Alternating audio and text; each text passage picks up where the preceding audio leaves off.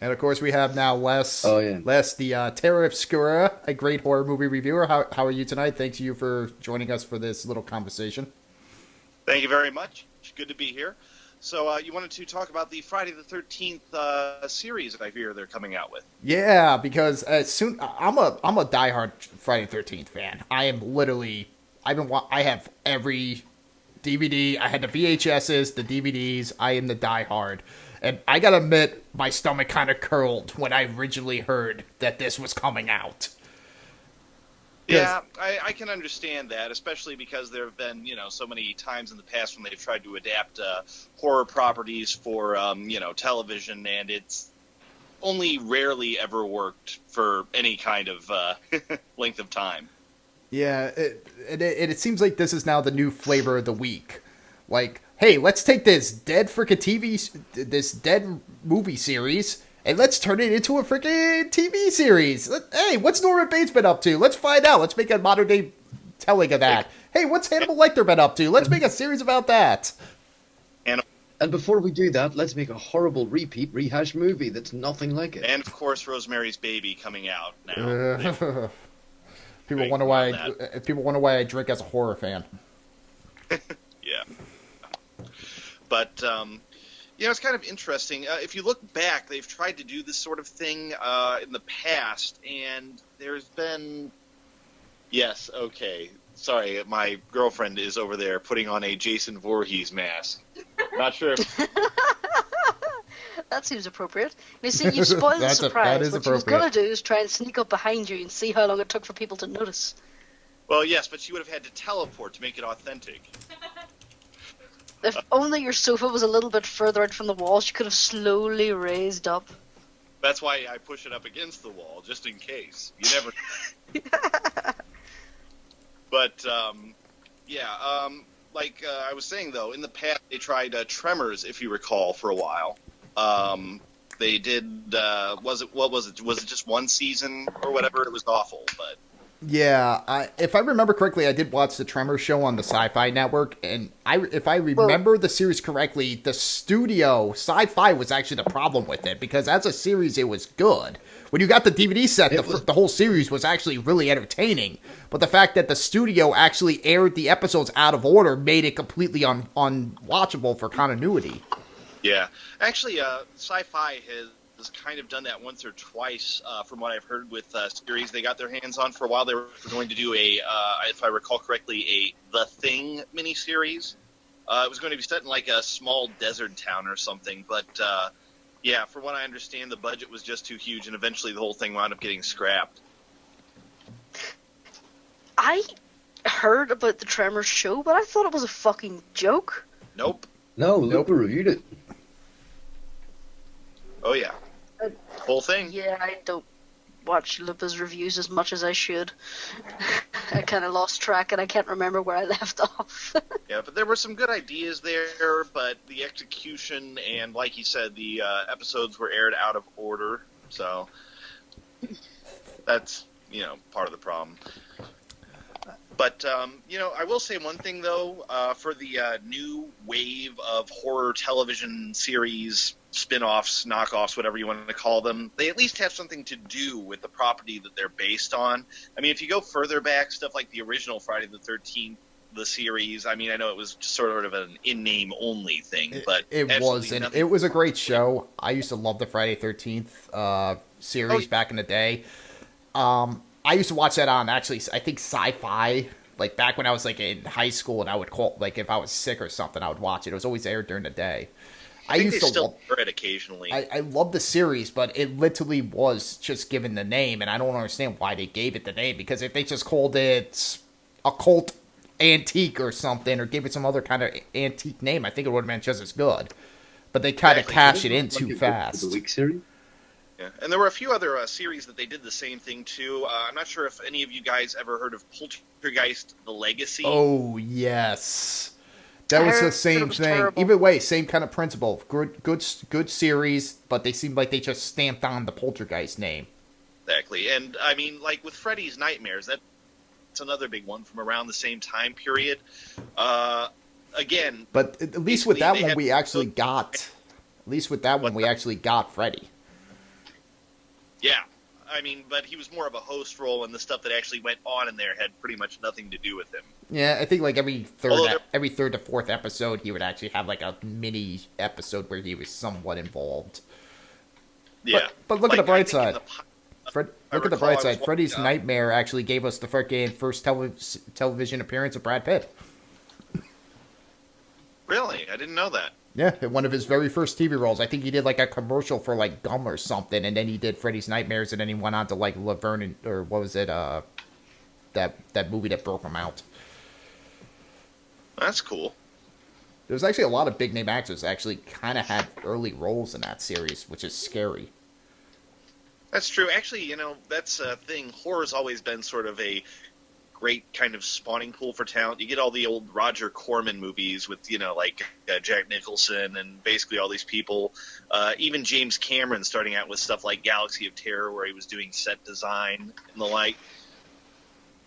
Heck, Clint Eastwood, some of his first roles were in like Tarantula and I think it was Return of the Creature from the Black Lagoon, or something like that. I believe so. Horror is like the ups place. It's like the place where everybody seems to get their start in like Hollywood, and it's why? It's because they're easy roles to get, and they pay a decent wage for an entry level actor. And let's face it, the cream rise to the top. And to circle this back around to Friday the 13th, thing about horror is we got Kevin Bacon from Friday the 13th. Yeah. the thing about a horror role is it shares this with porn, but with like the stigma. You can act in a horror role with almost no experience, no talent, and just nothing. You can just walk in and do it, a bit like porn. But if you've done a horror role, it doesn't have the same stigma. Yeah, but I mean, if you think about it, the people who do it well tend to go on to have careers, whereas the people who do it poorly tend to wind up nowhere. But this is kind of the scenario of the cream rises to the top. That's true. I mean, Jason Alexander, I think, had one of his early acting roles in a horror movie in The Burning. Yeah. Also, Tom Hanks, actually, one of his early roles, right before he got Bosom Buddies, he did a horror film. My point is, if you discount half the crew of Game of Thrones, can you name any big name actors who got started in porn rather than horror? Ron Jeremy. I was actually allowed to say that as well. He's the king of the cameo, come on. Take a role in anything. I wouldn't call that, like legitimate acting, but yeah, actually it's weird because he's kind of crawled out of porn and into some horror movies. I think he was in one like a year or two ago called like One-Eyed Monster. He also started like a literally it was made by a porn. I can't remember. I remember he used to show on Cinemax or Showtime late at night. It basically was a horror movie that was filmed by a porn crew in the middle of the desert. It literally looked like a porno, but it had little to no hardcore sex. I can't remember what that was called. I remember it used to air on Cinemax at late nights. I think that might have been it, because if I recall, the plot of One-Eyed Monster, such as it is, was actually involving a porn shoot. So that is either it, or he's basically become involved in a very, very, very specialized subgenre of horror. Was One-Eyed Monster the one where his cock came off and chased people? Because in that case, I know a film that was ripped off. That's the one.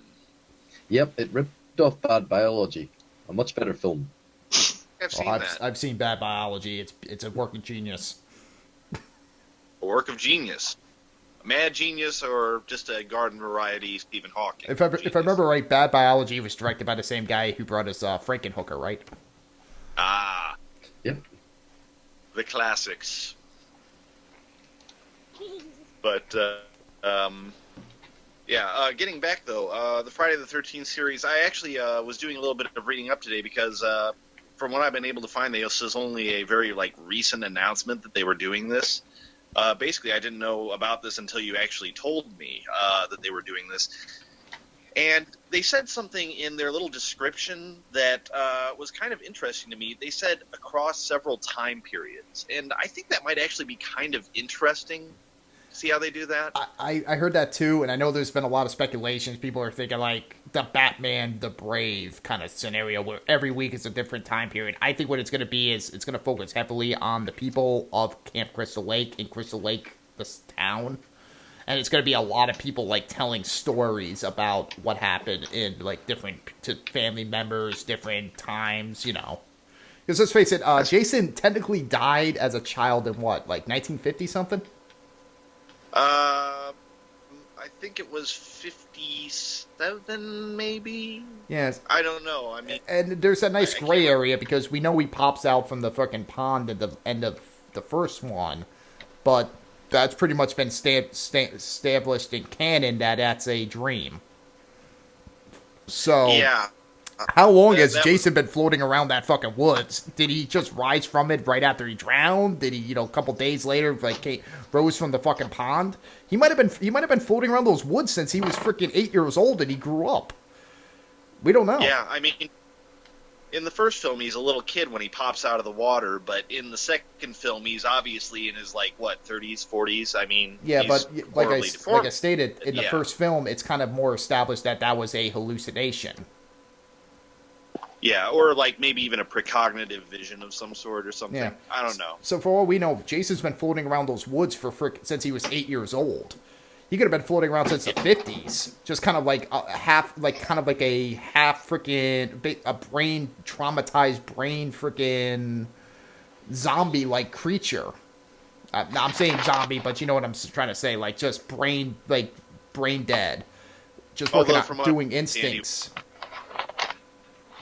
Because let's face it, Jason up until the part 4, Jason was pretty much human. He wasn't a walking zombie until they re-riz him in part 6. Part 6, yeah. But I mean, I don't know. He just went through like a lot of shit in the first 4 movies, if you think about it. Basically, the wounds he received at the ends of part 2, 3, and 4. I mean, part 4 obviously killed him, but part 2 and 3, it's just ridiculous that he'd even, you know, live through that. I mean, a machete, like, all the way through his clavicle down to, like, the center of his sternum. And what was the second one? An axe to the skull in part 3? Well, I don't want to make a mentally challenged joke, but you ever heard it say too stupid to die? Yeah. It seems to apply here. But for the series, what do we think that the series could become? I mean, I like the premise of this. I think it'd be great just because I like to see Jason. I love Jason. I want to see Jason on prime time. I want to see him every week.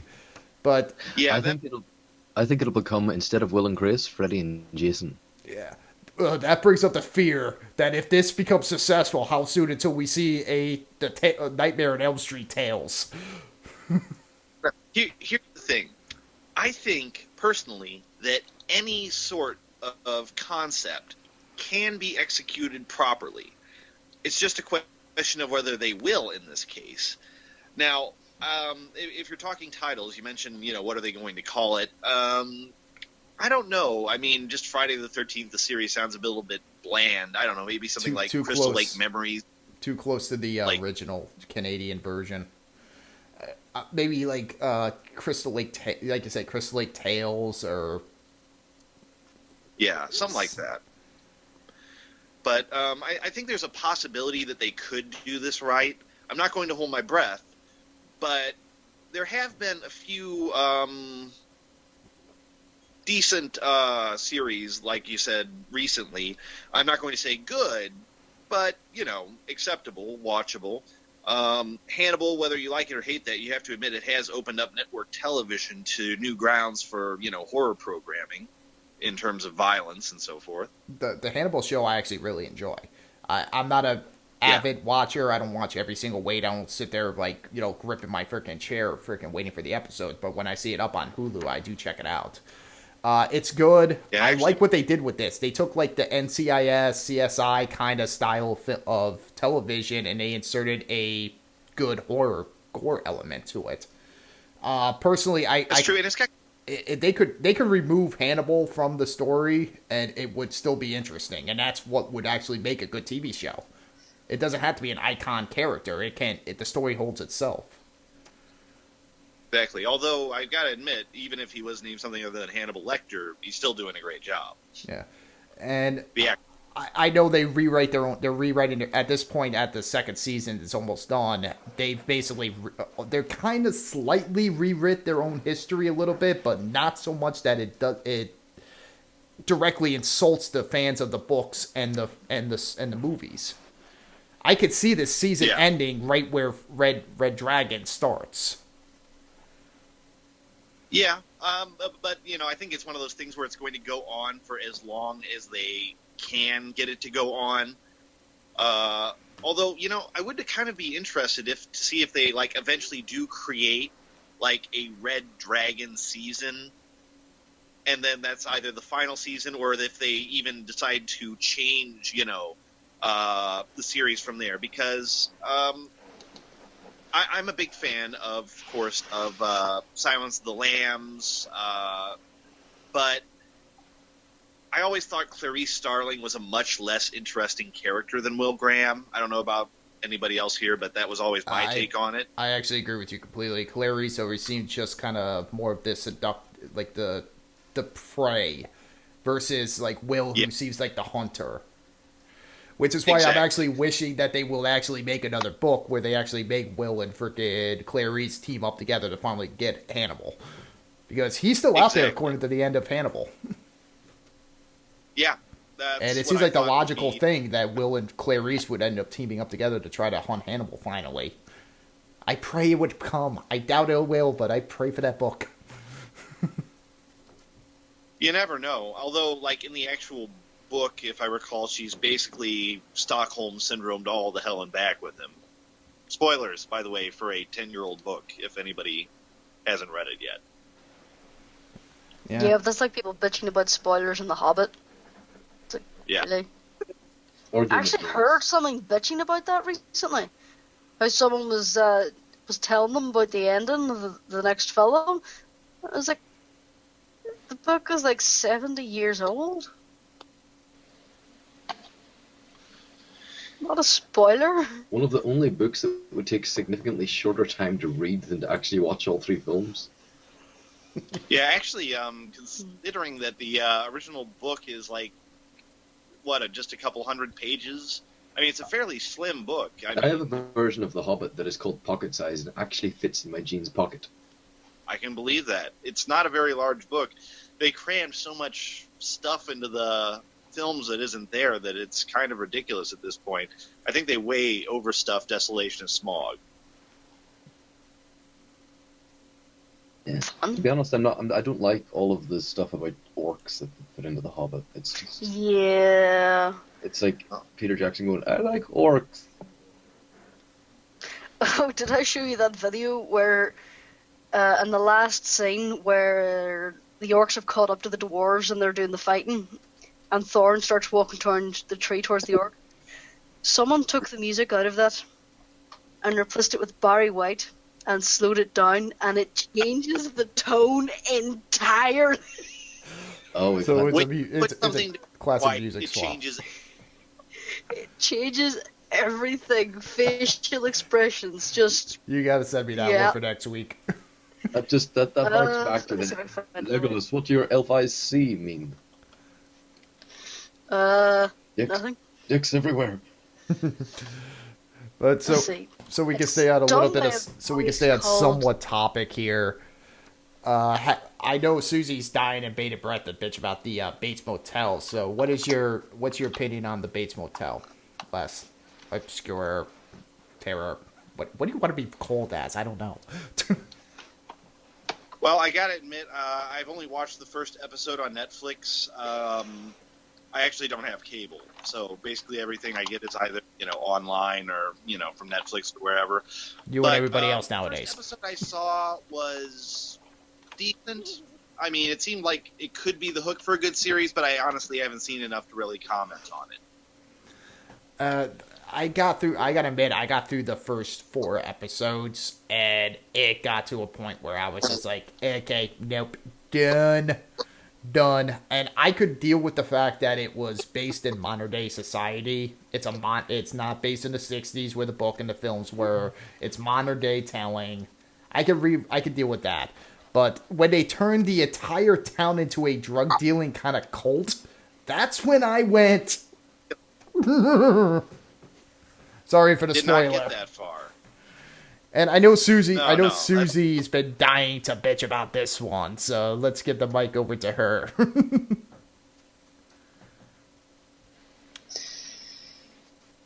Yeah, I. I could just go on and on and on and on and on all day about this, and I've only seen one freaking episode, and that was enough.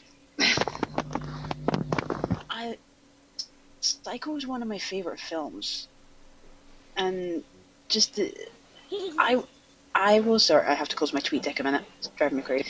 Is that what that giggling is? I keep expecting Snarf to jump up behind me and hit me. It's like the Hypno Starver is just Yeah, making his Snarf presence giggling. known.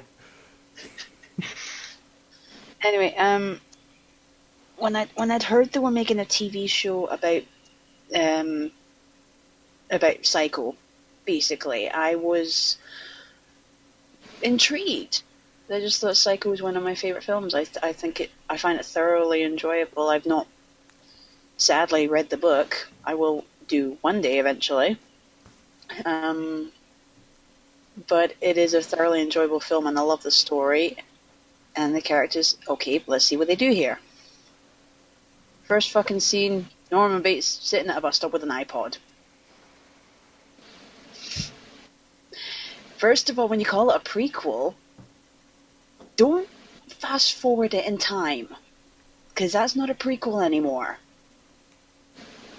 That's you trying to cover your own ass for your own screw up. Second of all, the story in the first episode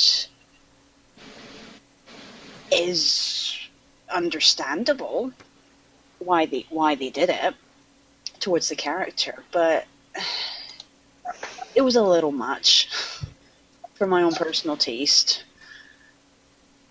And that kind of put me off. And just in general, like...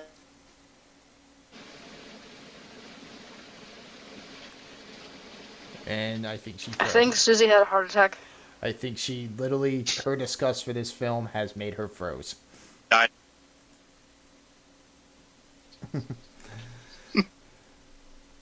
She's in Scotland. She has internet problems.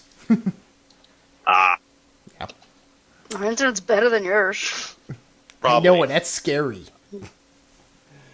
But so we can round this out discussion and let Terror Obscura's hand rest because he's holding a freaking iPhone. True. All right. Do you believe this new trend is good for the horror genre, or is it going to be a cheap cash in and bad for the horror genre?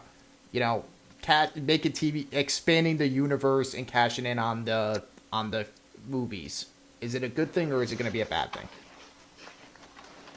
Well, I think it depends really on the quality of the product. I mean, let's face it, horror has a very complicated history with this kind of thing.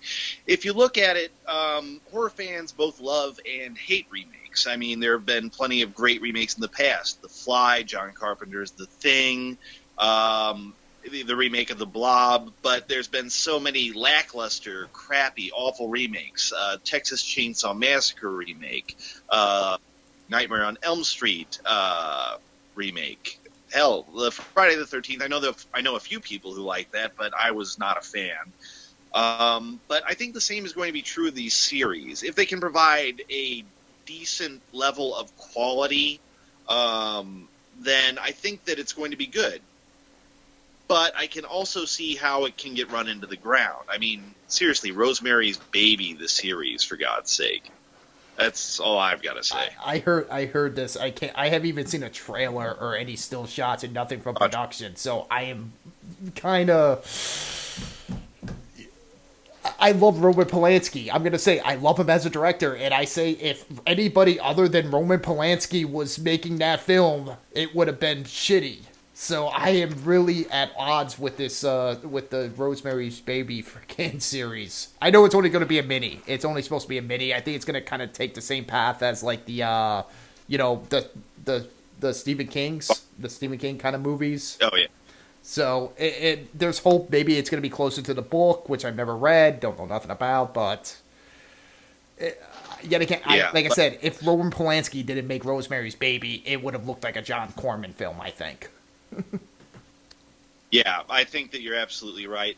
But basically, as long as they can come up with a good idea for the series, for format, and if they deliver good weekly content, then it might pave the way for great things down the road. Or it could just pave the way for a lot of derivative crap. In the end, it just kind of depends on what creative team they hire and how invested they are in the project. You never know. Who knows? As long as they don't follow Jason Goes to Hell, then I think we'll be good. You and me could have an entire frickin' hour discussion on Jason Goes to Hell at some point. Yes. Yes, we will. We could schedule that at some point if you're ever willing to do this show again, because I could go off on that film for a long time. Oh, yes. I'd like to kind of finish my review of it first, but yeah, that's fine. Hell, we'll air it here live if you want. That would be great. Anyway, I gotta go. You have a good night. Yes, thanks for joining us. It's awesome having you on. Thank you. See ya. Bye. And that was the Terra Obscura, horrible, talking crappy about horror films. horror movie TV shows in general.